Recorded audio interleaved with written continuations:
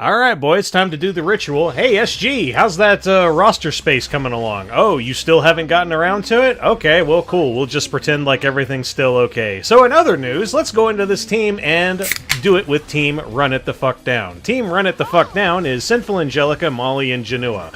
Because this whole team is comprised of a metric shitload of defense-related options with Abyssal Yufine, Ocean Breeze Luluca, and with ae-KARINA, we're going to take our buffs that we got from Sinful, Angelica, and Molly, use S3 on Jenua, straight up delete the fucking Abyssal Yufine from the game, and because we're on Sinful Angelica with Immortality right now, she ain't coming back. So, with that out of the way, the only thing that really is left that can truly be a menace to society is ae-KARINA. So, the big thing we're going to do now is we're just going to go into her willy-nilly until we eventually get the kill. We fortunately got a death break on her, and we happened to miss, like, every single attack that Jenua did, but fortunately for us, he's just that fucking strong, and it kind of doesn't matter. So, now that she's dead, all we have left is Ocean Breeze Luluca by herself with a whole bunch of offense running her the fuck down. Haha, how do you like that truck, you fucking bitch? But either way, that team is done. So now we move on to another team, which is Molly, Jenua, and this time Spirit Eye Celine. So for this one in particular, we're just going to go with the typical anti-Molly tech, which is going to be anti-non-attack skill shenanigans. So Celine goes, straight up puts Jenua at 1 HP, triggers his immortality, which then also triggers fucking Politis to go right here, which then should reduce your buff durations by 1, and with Fairy Tale for a Nightmare on her, she should then kill Jenua. This also triggers fucking Seaside Iseria because of the the AoE attack that goes out from Politis, and now we're able to just kind of go in and kill who's accordingly. Now, fortunately for us, we happened to beat everybody on the CR bar, so we were able to just go into the Spirit Eye Celine and just kill it. Because if she got that turn, we might have been a little bit fucked. Fortunately for us, that didn't happen. Then we're able to just go into her accordingly. You might have seen that I soul burned on Celine. Honestly, no reason to. Like, I just did it for kicks, for shits and gigs, because I'm not going to have enough souls to actually, get 3 turns out of Seaside Iseria. Get my turns in, land the bombs, detonate them. Okay, let's move on. So now we're going into an Ocean Breeze Luluca, a Navy Captain Landy, and also an Abyssal Yufine. Now, there's a couple of things that I could have done going into this. I could have Jenua run it the fuck down, and then I would have just had to play with things like Molly 15% going into the crit resist, or like Navy Captain Landy just going absolutely apeshit on counterattacks.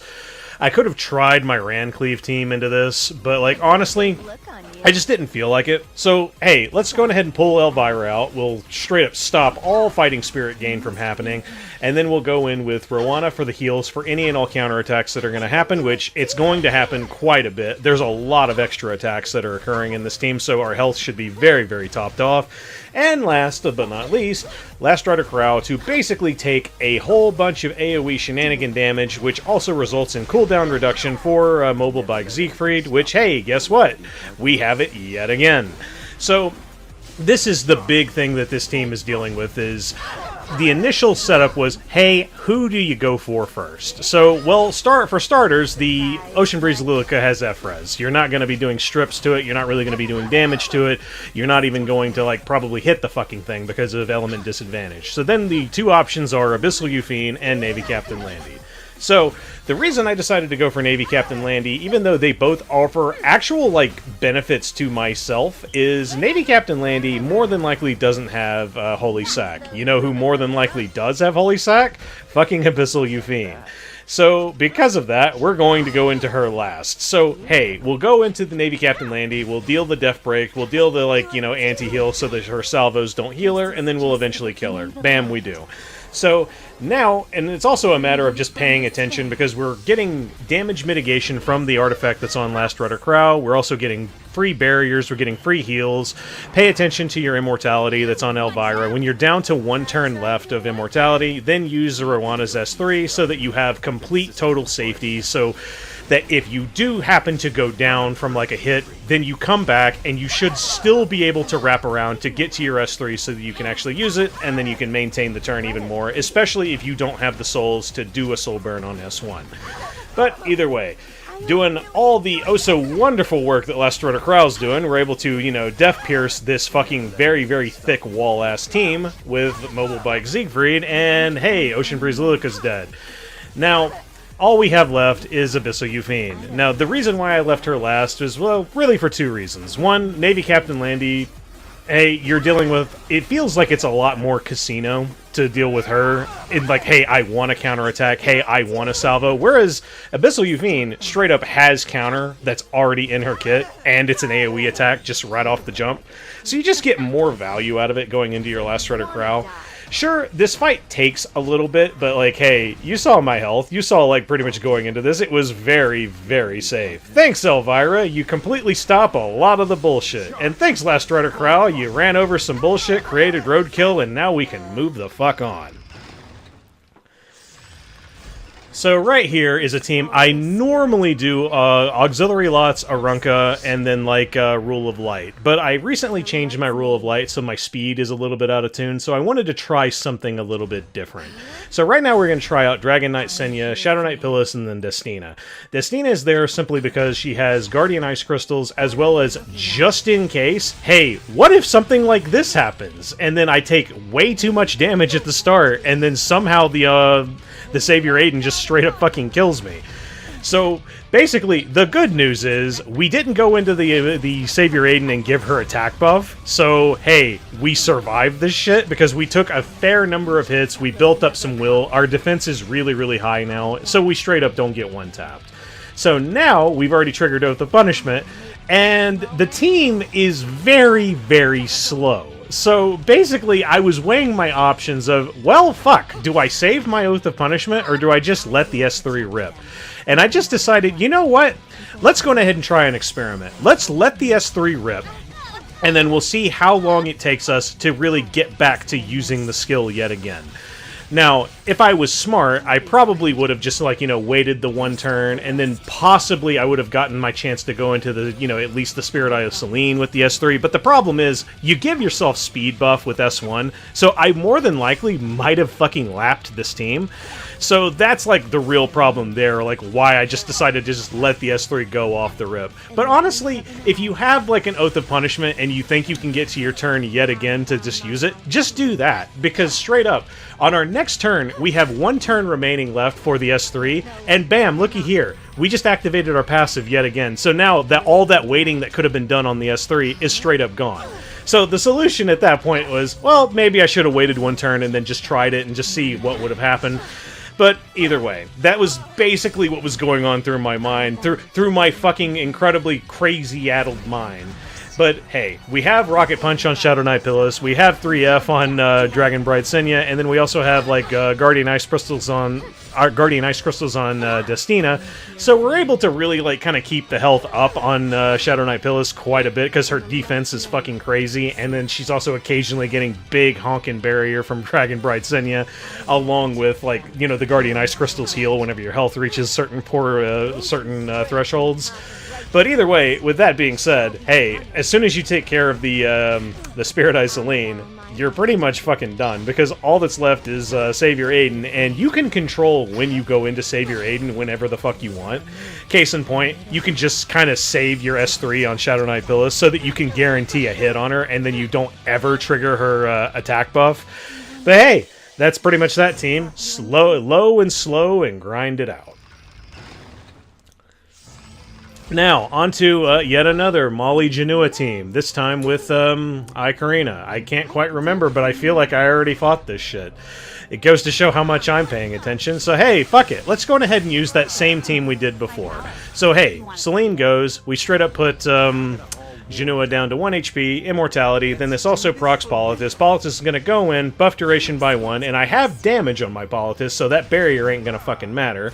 And then that's going to kill him. This also triggers the Seaside Iseria, and now here comes the point of where I'm thinking this through. Okay, am I going to lose a character? Because I'm going into an ae-KARINA with defense buff. So even with the soul burn right here, bam, that's not a lot of damage. So now we're able to go in, we get lucky, and our artifact procs. And because our artifact procced right there, Shazams. Now we're good to fucking go. Now we just go into the team, detonate these bombs, bam. So now ae-KARINA has completely lost a turn, as well as Sea Phantom Politis, but Sea Phantom Politis kind of doesn't matter anymore, because this attack right here should kill her as well. Shazam, it does. And now all we have left is ae-KARINA. We happen to land yet another bomb here, but like then it's just a matter of, we also got rid of her death break, or her death buff at one point, so now she's not even going to do any damage. So yay, that worked out. Hoorah! So now we're going into a Conqueror Lilias, a Blood Moon Haste of all fucking things, and a Navy Captain Landy. So this is, I guess, a hot take, but I guess I'll go ahead and I'll say it. I think Blood Moon Haste on defense is something that just straight up doesn't fucking work. And everything that you can imagine that is good happens for Blood Moon Haste in this fight, and I'll still explain why he just isn't a good unit for defense. Big reason why is because of his AI. He always uses his S3 immediately. He doesn't give a fuck about Blood Aura. So because of that, you can plan accordingly, and bam, blood, like, you know, his S3 straight up did no damage. But then right here, oh no, he's going into my Martial Artist Ken, and he straight up healed the full. Uh-oh. But either way, we're still able to go in, land death breaks on almost everybody, and then my Shalltear can then go, straight up kill the Navy Captain Landy, and now Blood Aura is there. So if Blood Moon Haste got like some form of cooldown reduction for his S3 so that he can rely on things like Blood Aura, then I would say he would actually be very, very good. But I feel like they can't make that like change to the character because it might be fucking ridiculous, especially in things like RTA or just like, you know, player versus player kind of content. Whereas here, you're basically fighting the dumb AI. And because the dumb AI doesn't know the mechanics of Blood Moon Haste, he very well might actually need some kind of change in the future for his AI, and then Blood Moon Haste would actually kind of be a threat. But until they do that, yeah, Blood Moon Haste isn't really... Like, he has too many weaknesses. You could straight up hit him with, like, you can reset him, you could fucking hit him with Unbuffable, then Blood Aura doesn't even fucking happen. Briarwitch Iseria is the biggest of biggest fucking hard counters to him, period, and he just straight up doesn't even work. But either way, we're able to go through it, we knock it out. Shazams! Guild War over. And here is my new Shalltear. So Shalltear recently got new chest piece and new neck. So now she still has the same damage she had before, but she fast now. Feels fucking good, man. But either way, not much else to really talk about. We got like 2.5 minutes to really kind of like, you know, kill here. So I guess I'll talk about this because we have to make it a ritual now.